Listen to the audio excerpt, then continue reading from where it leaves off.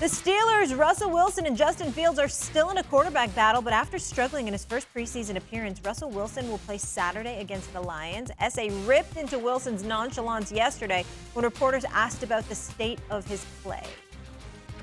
I'm going to say it on national television. Russell Wilson, you're beginning to piss me off. Somebody got to say it, so I'm going to say it.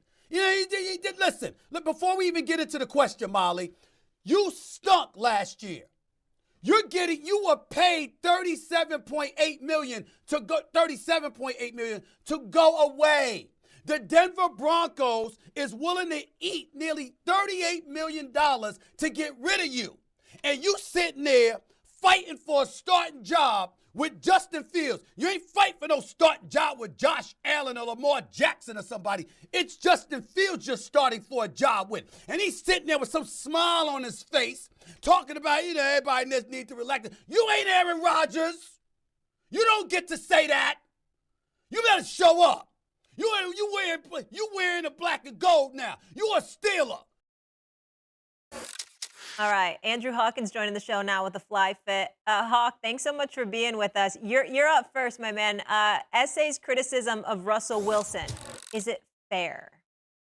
It's not fair, and I hope as I come on here, I can lower the collective blood pressure on this show, because we can't get mad at someone being who they are and who they've been from the very beginning. Now, if he was a guy that we questioned his work ethic, I would be all on board. But Justin Simmons, Bradley Beal said he's the hardest worker he's ever seen. Kabali from The Athletic said that he reminds people in the Steelers building of the work ethic of Antonio Brown, who we all know was a maniac.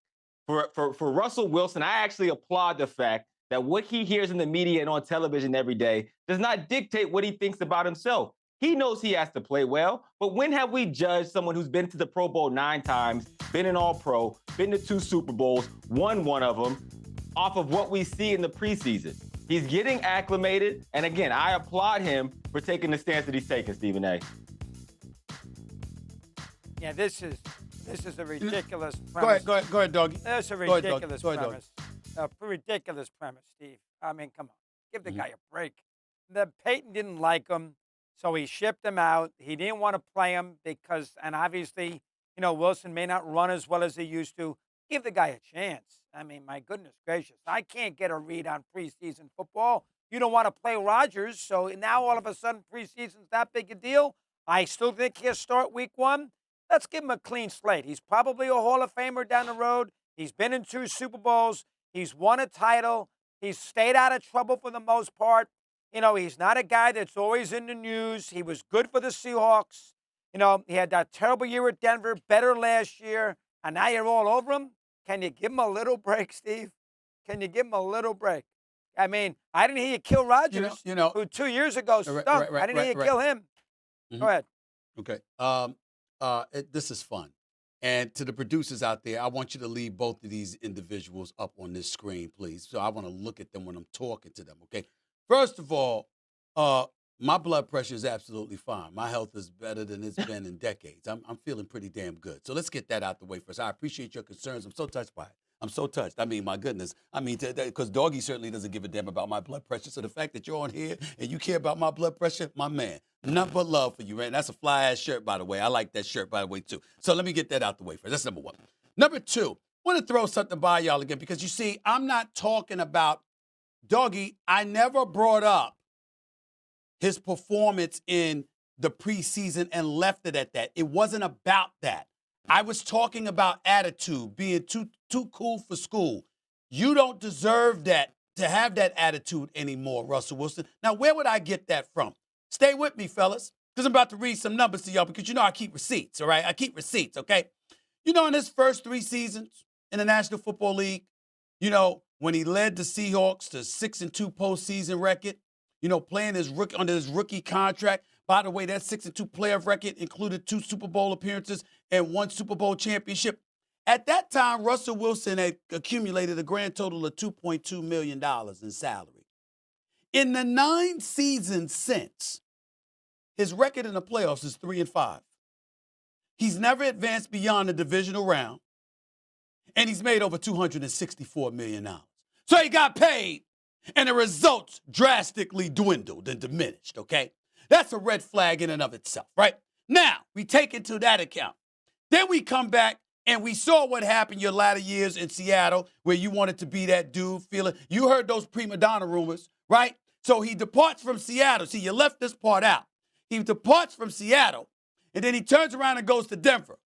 Separate offices and all of this other stuff. You know, his workout regimen, wasn't a part of the team, distanced himself from everybody, came across as very prima donna-ish to the point where some of his teammates couldn't stand him. You know I'm not lying about that. You know I'm not making that up. You read those reports. You talked to those people. You're a former NFL player, Dougie. You're a Hall of Fame analyst. You've heard all of these things about Russell Wilson. So ultimately, Sean Payton comes in, and his first day, his first press conference, what does he say?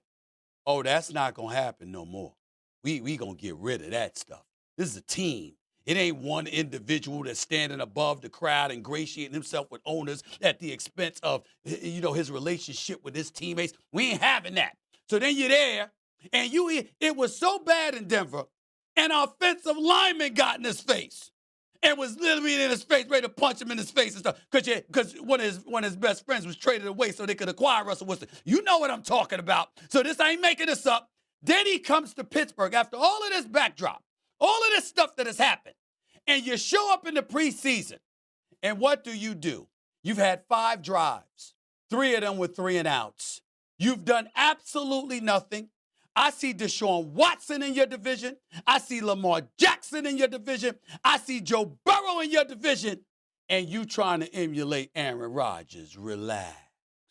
Everything's going to be cool. It ain't been cool for Russell Wilson for years.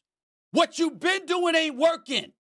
You got to elevate your level of urgency. You got to understand who you are, not lean on who you were.